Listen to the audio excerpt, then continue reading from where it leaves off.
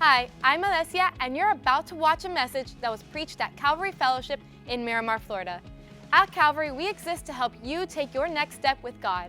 If you'd like to learn more about Calvary, make sure to download our mobile app on the App Store or Google Play Store by searching up My Calvary. How's everybody doing? Hey, we're glad that you're here. So let me tell you, a couple years ago, I bought something called a big green egg. So if you're not familiar with it, that's what this is. This is a glorious thing. That's because it looks exactly like a giant green egg. And it is a smoker for smoking meats. It can also be used as a grill too.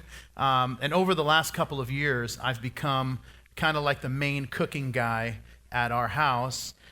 Some of that is my wife's kind of health challenges. The other part is my keto eating plan.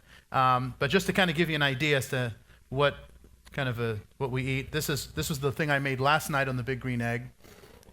So yeah, that's what you just heard was called steak envy. Anyway, but I got to tell you that it wasn't always like that. You know, my journey in the kitchen didn't have a good start. And by the way, you're going to have to take that down because nobody's going to pay any attention to me with that. They're just going to be looking at me like, Pastor Bob, you look delicious. And I'm really only looking to hear that from my wife. But my journey in the kitchen didn't have a great start. In fact, in the beginning, I couldn't do anything right because there's a certain way that my wife makes things, prepares things. And I remember the kids were so frustrated because I couldn't remember everything that their mom does. I remember Livy, who's 8, she was probably 6 at the time. She got so upset with me because I made her a turkey sandwich and I put the cheese on the wrong side. And I thought I just flipped it over. And that's not the way it works. The way she likes it is there's mayonnaise on one side and then the cheese is on the side that doesn't have mayonnaise. And I'm thinking to myself, how does your mouth even know? Like what order the ingredients are in anyway. And I have no idea how my wife remembers this stuff. And it makes me, now I understand why I get home and my wife would have this like glazed over look. It's like she's exhausted from trying to remember all this stuff. So anyway, in kind of the beginning of my cooking journey, I made nothing too crazy. I made pasta with red sauce. I thought that was a pretty easy thing to make. So I made pasta and red sauce, and I had to watch a YouTube video about how to make pasta in the spirit of full disclosure, because I wasn't positive as far as, do you put the pasta in first? Do you wait to boil? Then anyway, I'm still not totally sure because it's been a while. But I serve it to everybody, and my son Xander, who really is an encouraging kid, he's like, Dad, this isn't that bad. And I'm like, thanks, buddy. Do you want some more? He's like, absolutely not. Livy, on the other hand, is more my teller of truth. And she's like, Dad, this is disgusting. You should go on the show, Worst Cooks in America. You would win. I'm going to be honest, that hurt a little bit. And then, that was 2 years ago, though. And so a couple weeks ago, I made a ribeye like the one you saw from yesterday. And Livy says to me, she's like, Dad, you are the greatest griller in the world. And I remember when you were the worst cook in America. Your food was terrible. Now it's great. And Mia, my almost 13-year-old, says, Livy, that's rude. You can't say that. And she's like, no, Mia, it's not rude. Dad was horrible at cooking. It was the worst food ever. I wanted to barf every time he would cook. Now he's excellent. How is that rude? And then people wonder, like, why do you have low self-esteem? I don't know.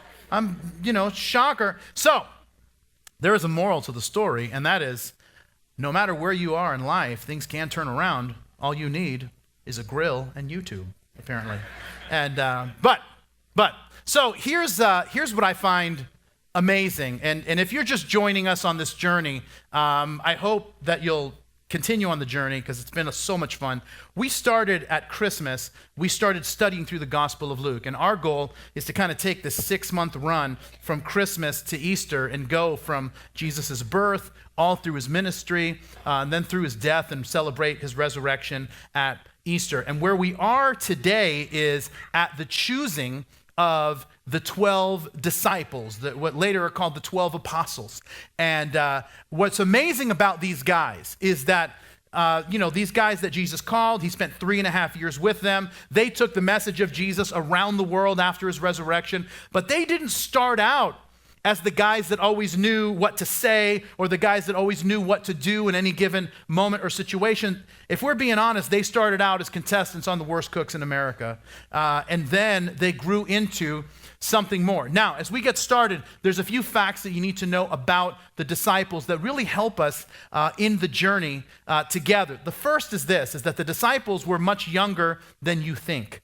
Most of the time, and once again, it's because of pictures and paintings and whatever. We think that the disciples were 50 years old and they all had bald spots and beards and they're focused on their 401k and whatever.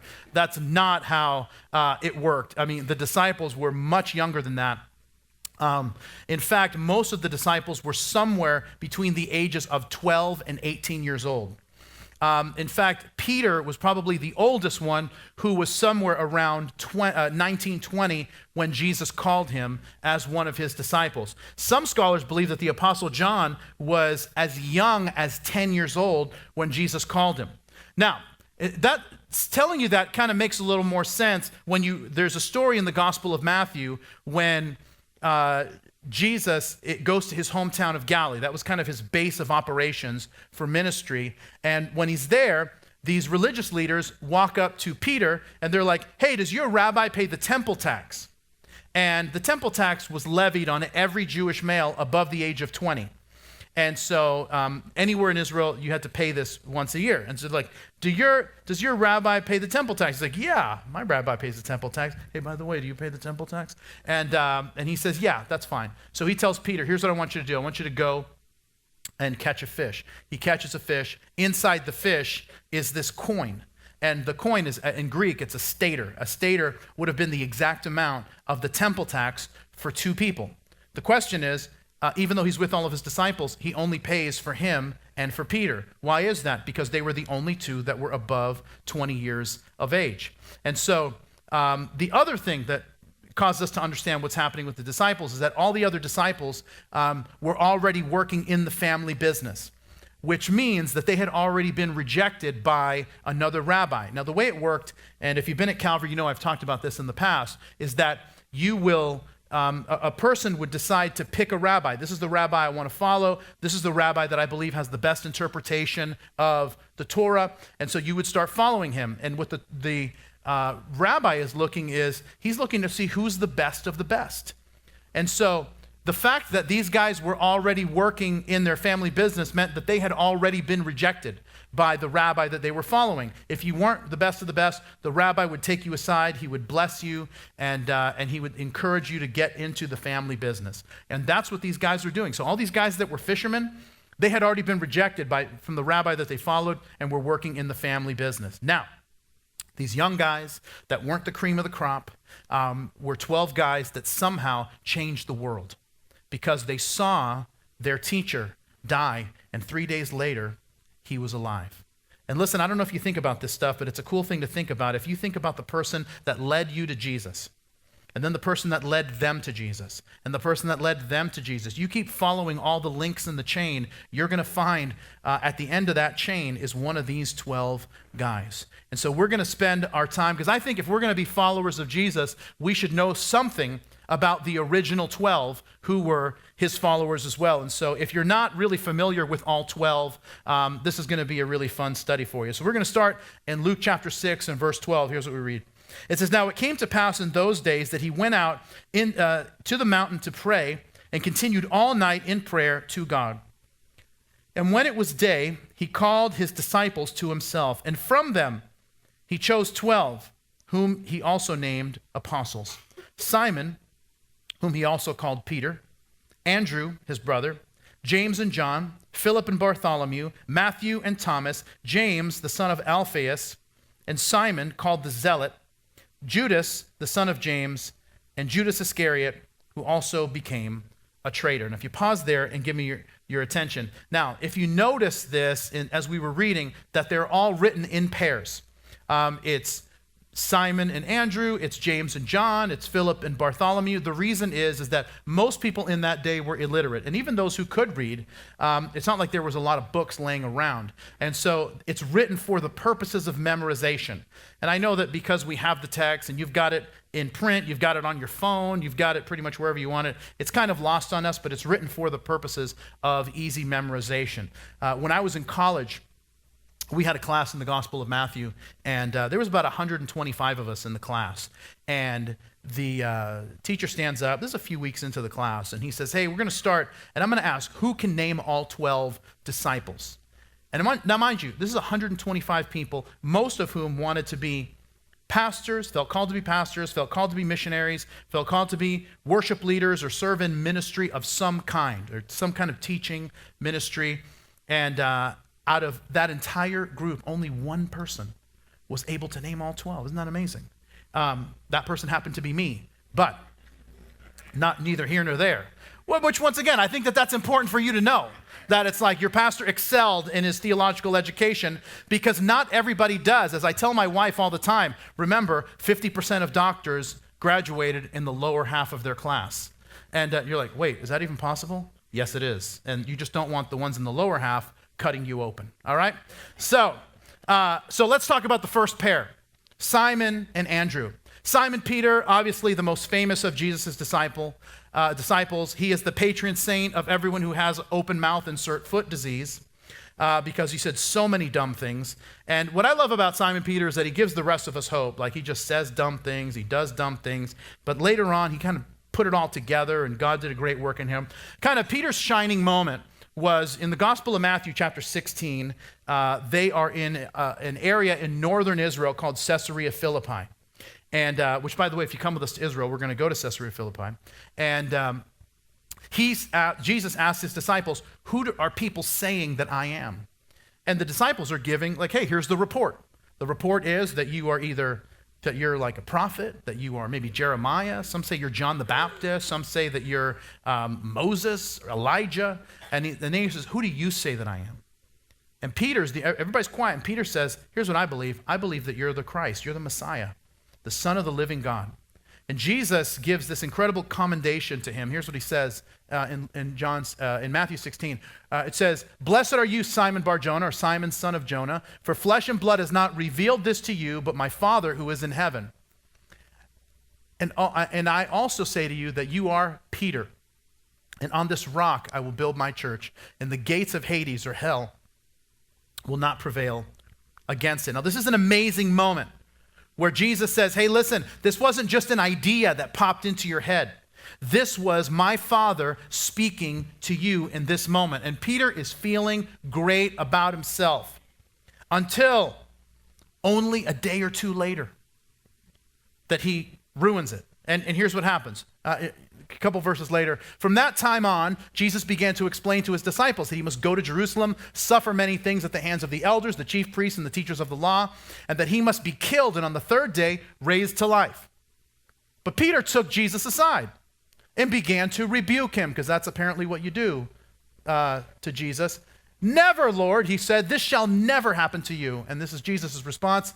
He says to Peter, get behind me, Satan. For you are a stumbling block to me. You do not have in mind the concerns of God, but merely human concerns. Now, when Jesus compares you to the devil, you're not having a good day. And listen, this is the thing that's just amazing. It's just like Peter's the guy that just can't help himself, right? And so on the night that Jesus is betrayed, he swears to Jesus, not only am I not going to deny you, I will die for you. It's just a few hours later that he tells all these people, Jesus, never heard of him. But Peter kind of puts it together, becomes a leader in the early church. And you read the book of Acts, and he's leading thousands upon thousands of people to Jesus. And ultimately, Peter's story ends in the city of Rome when Caesar Nero rounds up a lot of leaders in the Christian church and has Peter crucified. And as he's being crucified, he tells the soldiers that he doesn't want to die in the same way. He doesn't feel worthy to die in the same way as his teacher. And so they crucified him upside down. Peter had a brother named Andrew, who's the second person mentioned. Now, Andrew's claim to fame was that he was a follower of John the Baptist. He was one of John the Baptist's disciples, and then later became the first disciple of Jesus. And the reason is that John the Baptist, when Jesus was baptized and came on the scene, John said to his disciples, "Stop following me and start following him." And so he was the first of the disciples of Jesus. He's the one who actually brought Simon Peter to Jesus. And so Andrew later, when the church scatters, the church begins, he becomes a missionary around the area of the Black Sea. So if I can see that map. So this is Israel. This is the Black Sea. It's to the north. If I can see the other map. So just to kind of give you an idea, his ministry was all around this area. So kind of what would be modern day Ukraine and southwest Russia is where he was preaching the gospel, where no one else had been. So we have Simon, we have Andrew. The next two set are another set of brothers, and that is James and John. Now these guys were a couple of loose cannons. How do I know? Because of what, if we continue in the Gospel of Luke, you'll see what happens later. And this is just not what normal people say. You'll see what happens if you see the text. It says, as the time approached for him, Jesus, to be taken up to heaven, Jesus resolutely set out for Jerusalem. And he sent messengers on ahead who went into a Samaritan village to get things ready for him. But the people there did not welcome him because he was heading to Jerusalem. And when the disciples, James and John, heard this, they said, "Lord, do you want us to call down fire from heaven and destroy them?" Jesus turned to rebuke them, and he and his disciples went to another village. I don't know what's odder about these two guys. The fact that they wanted to call down fire from heaven to torch the city, or that they believed that they could. And because of this incident, Jesus gives them a nickname. And by the way, one of the things that you're going to find as we go through these 12 names is that in these different lists, and we get different lists of the disciples, is that and three of the Gospels give us the list of them, is that sometimes the list will give us their real name, sometimes it'll give us a nickname, and just like your circle of friends, right? You have your name, but then your friends call you something else, your family calls you something else, and then you have some inside jokes, and because of the inside joke, you have a different name, and the same thing is true with these guys. So they have this, and then Jesus is the one that gives them the nickname Boanerges. Boanerges is translated as Sons of Thunder, which, by the way, sounds like an awesome WWF tag team, which if I was a pro wrestler, Sons of Thunder is what my tag team name would be. But James and John, with Peter, became part of Jesus' inner circle. James, unfortunately, is killed by Herod Agrippa, who is the last of the Herod family, and you can read about that in the book of Acts chapter 12, and he becomes the first of the disciples, the apostles, to be martyred. And John lives into his 90s. He is the only disciple to really die of natural causes, even though they tried to kill him more than once. And there's several stories that you can read in church history about how they tried to kill him 2 or 3, 4 different times. But John wrote 5 books that survived antiquity, 5 letters that became part of the New Testament. He wrote the Gospel of John. He wrote 3 letters to churches that are called 1st, 2nd, and 3rd John. And then later in life, he wrote the book of Revelation. But the thing that's amazing to me in the transformation that God does in the lives of people is that this guy, Son of Thunder, that was so ready to torch an entire city, at the end of his life was known as the Apostle of Love. His letters, 1st, 2nd, and 3rd John, are all about loving God. And the way that we express our love for God is by loving people. He talks about when he was older, the history tells us that he would speak at churches, and he was so frail that he would stand up, barely able to stand in front of an entire group, and he would just say, "Little children, love one another." And then he would sit down. My point is this, is that there are people that, you know, and maybe you're like, "Man, I feel like I'm the guy calling fire down from heaven." The good news is this: God's not done with you. That you could be known for something completely different by the time God is done working in you. Next up, the next pair are Philip and Bartholomew. Now, Philip is a Greek name, and we aren't told his Hebrew name. What we're told is that in John chapter 1, he's the guy that brings this next guy to Jesus, and that is Bartholomew. Now, here's the thing you have to understand. Bartholomew is not his real name. That's a nickname. His name in John chapter 1 is Nathaniel. In fact, the name Bartholomew is not even a real name. And all apologies if your name is Bartholomew. Bartholomew is a Hebrew name that means bar, which means son of, and then Ptolemy. So they called him son of Ptolemy. It's like calling him junior.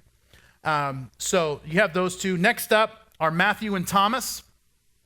Matthew, we talked about, if you were with us last time, Matthew, his Hebrew name is Levi. Matthew was a tax collector, and so probably that's why most of the time he goes by his Greek name, because as he was working with the Romans, they weren't going to call him by a Hebrew name. They were going to call him by a Greek name. So he was a tax collector. He was working with the Roman government and gouging his own people to make a living. He's paired with Thomas. Thomas is not a real name either. It's a nickname. The name Thomas means the twin. Now, why do you call him the twin? Scholars have two basic reasons as to why this could be the case. One is it could be that Thomas had a twin, and that's why he's called the twin. Other scholars say that he was called the twin because he actually looked like Jesus, which, by the way, if that were the case, could you imagine his online profile to get a date? Godlike looks. At least that's what I'd write. Anyway, if I looked like him. Anyway, so now he's known as the doubter. And he's known as the doubter because after the resurrection, people hadn't seen, everybody saw Jesus, the other 10 disciples, except him. And they're like, hey, we saw Jesus. And he's like, no, you didn't. And they're like, we saw him. Like, look, unless I put my finger in the nail prints or put my hand in his side, I'm not going to believe. And a lot of times people say that that's the doubter. Honestly, I see Thomas more as like the Chandler Bing of the group. He's the guy that always has the sarcastic remark. And in fact, if you will realize that a lot of what he's saying is really just sarcasm, you will understand Thomas a whole lot better. In fact, I'll give you one example. This is in the Gospel of John, chapter 11. Someone comes to Jesus and brings him news. Hey, one of your best friends, Lazarus, is sick to the point of death. So here's what we read. It says, so when they heard that Lazarus was sick, he stayed where he was 2 more days. And then he said to the disciples, let's go back to Judea. But Rabbi, they said, a short while ago, the Jews there tried to stone you, and yet you're going back? And here's what Thomas's response is. Then Thomas said to the rest of the disciples, yeah, let's all go that we might die with him. And by the way, they call Thomas Didymus, which the name Didymus is a Greek word that means the twin. So that's his name. So the next group, the next two are James, son of Alphaeus. He's also called in another gospel James the Less. And remember, there were 2 James in the group. There was James and John. And because James was in the inner circle, sometimes that he was called the Lesser, just to not be confused with the other. The name the Lesser is the Greek word mikros, where we got our word micro.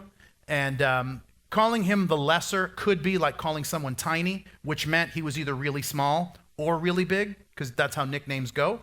And but it also, in fairness, micros could also be translated younger. So it could be that he was just younger than the other James. So that's possible. When I was in college, I worked for this home accessories company, and the CEO's name was Bob. And so they referred to me as Young Bob. And then when he wasn't around, they referred to him as Old Bob.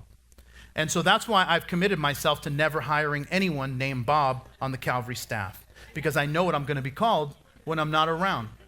And so if your name is Robert, you need not apply. All right? All right, next, Simon the Zealot.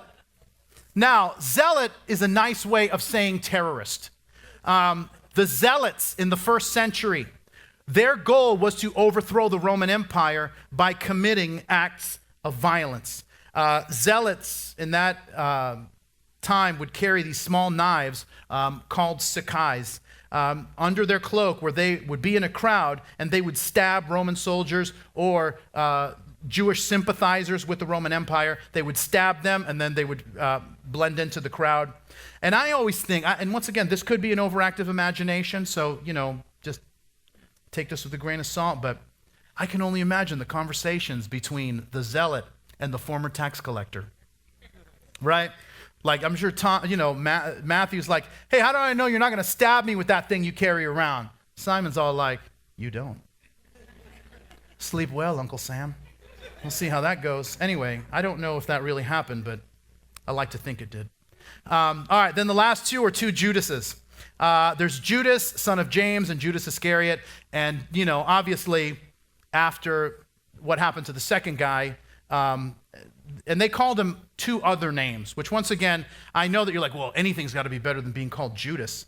Nobody's been named Judas in like 1,000 years. Well, you're right, but I don't know that these other nicknames were helping him any. He goes by these other two nicknames in Matthew chapter 10, and that is Thaddeus or Libius. All right, so I'm translating this literally.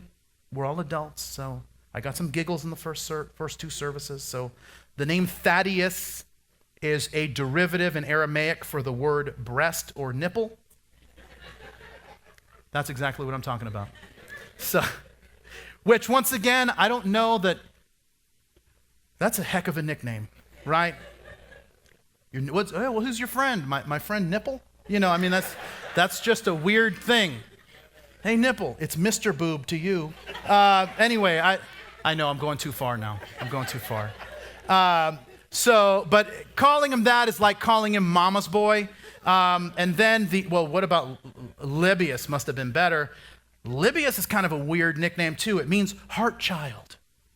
Like, I don't know, I can just see him like driving up to his meetings in like a VW bus, right? With like peace symbols. I mean, he's like Mike Jackson, I'm a lover, not a fighter. Anyway, and then the last one is Judas Iscariot. And once again, some of us know we know his end. Judas, I think this is important to note, is that Iscariot is not his last name.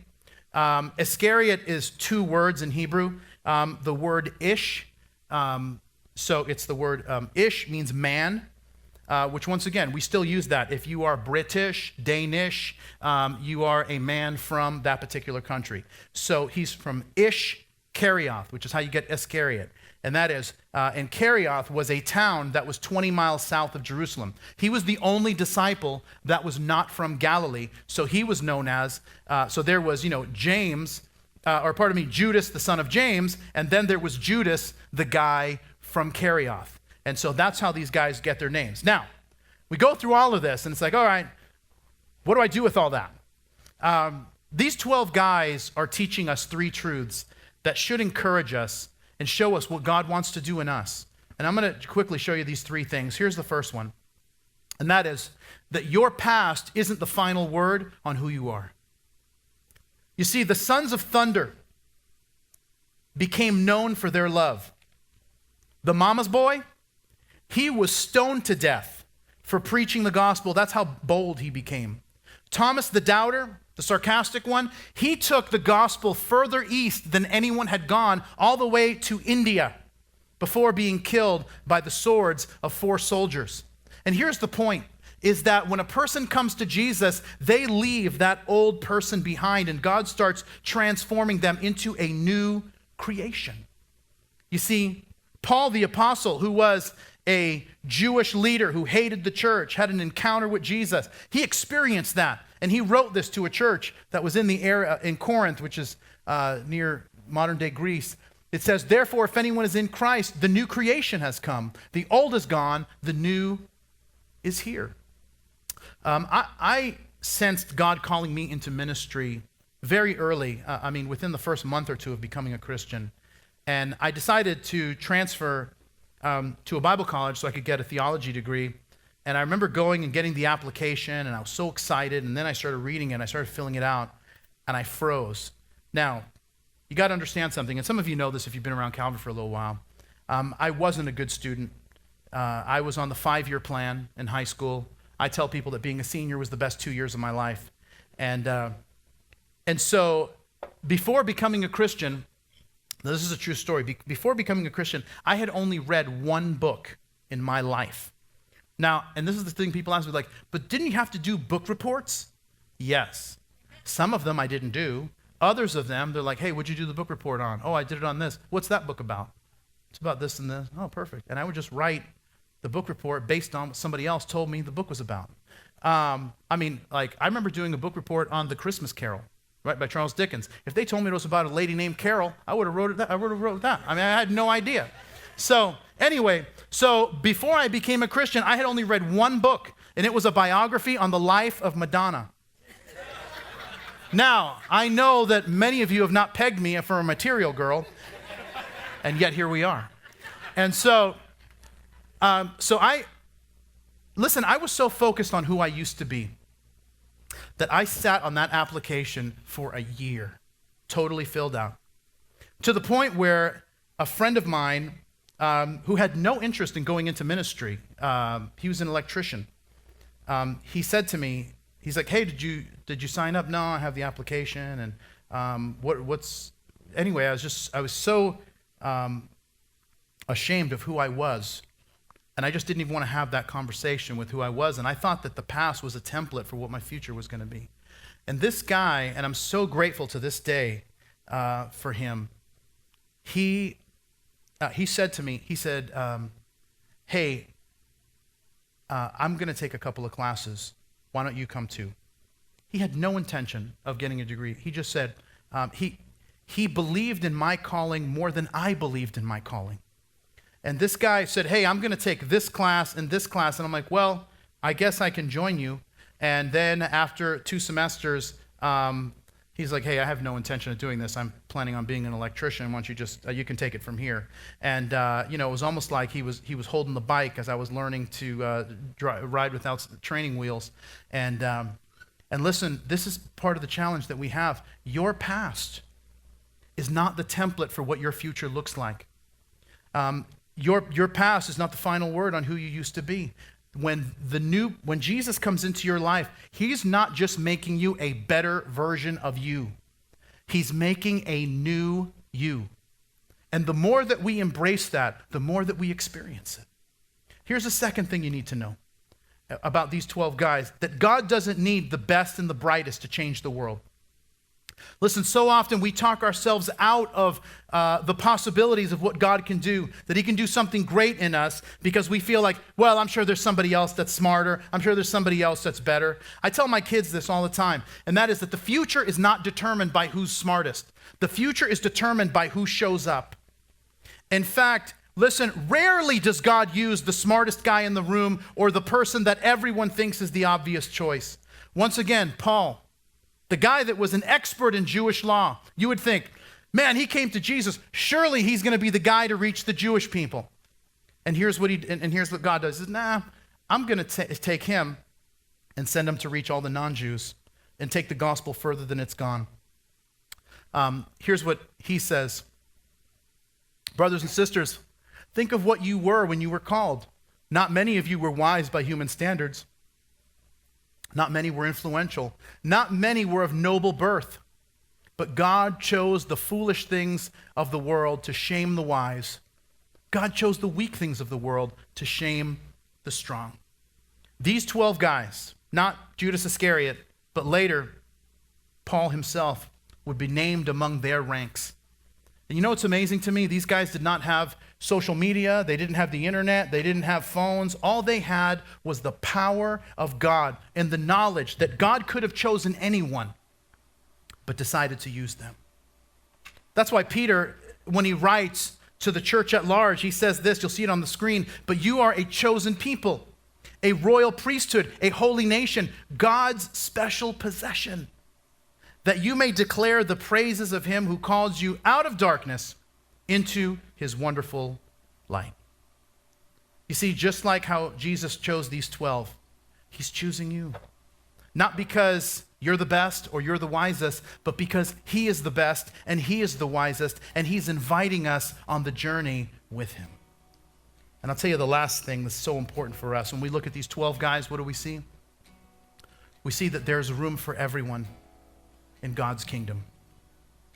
Listen, if you're someone with a past, someone with a bad temper, someone who has doubted, it doesn't matter. This list shows us that everyone is welcomed and invited. And it shows us that you don't need to have everything figured out to be a person who walks with God and experiences him. Because here's the thing that's amazing. You know, sometimes what God does in your life isn't even about you. God does it in you and he does it for you, but it's not always just for you. Sometimes God wants to transform your life so that your life becomes a beacon. It becomes a beacon of hope for everyone who's used to struggle the way that you once struggled. And listen, God sees things in you that you probably don't see in yourself. God sees a future for you that you can't even imagine. But every person on this list that we just read had a moment when God called them and they responded. And listen, Jesus didn't call perfect people. He didn't call the most religious people or the most well-read people. Who did Jesus call? He called misfits. So that years later, misfits like us would fit in to their ranks. Listen, he took this group of misfits and changed the world. And you know how he started? He started by changing their world first. By giving them a life that they could never have scripted for themselves, a future that they couldn't even have dreamt of. Listen, let's take it out to the end of time. Right, at some point, if we're believers, we believe that there's going to be a brand new heaven, a brand new earth, a brand new reality. The Bible talks about this brand new Jerusalem. And you know whose names are written in the foundation of that city? These 12 guys. And maybe the life that you're looking for, the forgiveness that you're looking for, the vision for your life that you're looking for, maybe it's on the other side of receiving God's invitation to follow him. How do I know? Because that's my story. I wasn't looking for God, but he was looking for me. And he's changed my life in ways that I can't even begin to explain. And for many of us in this room, we've experienced the very same thing. And so maybe that story of letting go of all the things that keep us bound and bad habits and bad relationships and bad choices. It's a story that, listen, you and I can write ourselves into when we respond to the simple invitation that Jesus gives us. It's 2 words. He says this, follow me. So I'm going to invite all of us to stand in these closing moments. And here's what I know, is that for some of us, we're listening and it's like, you know what, Pastor, you're right. Things haven't really gone well. Things haven't really turned out the way that they hoped. And listen, if that's the case, that's okay. That means there's nowhere else to go but up. And listen, maybe your best decision today to respond to Jesus' call to follow him, maybe this becomes the moment where everything changes. This becomes the moment that, you can literally circle it on the calendar and you say, this is the day that the past became the past. This is the day that regrets became something that I don't deal with all the time. This is the day that the guilt was gone. And now I stepped into a future that God had for me, one that I could never even dream of for myself. And there's only one person who can take us there. His name is Jesus. And he's inviting us to join him on this journey. And so here's what I want to do as we close. In a minute, the band's going to begin to sing.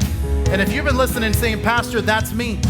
That's what I want to experience that. I want to see my life changed. I want the past to become the past. And I want to have a future that I could never write the script for myself. He wants to do that in your life.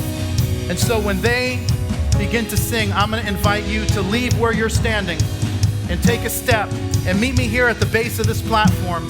And this is going to be the moment that we put feet to our faith, the moment that we said, God, this is it. I'm walking away from the past and I'm walking towards you. And we're going to find a God that's ready to embrace us, ready to forgive us, ready to transform us. And so if you're ready, this is your moment. George, lead us. Thanks for watching this week's message. Make sure to click the subscribe button below to stay up to date with all the things happening here at Calvary. God bless you.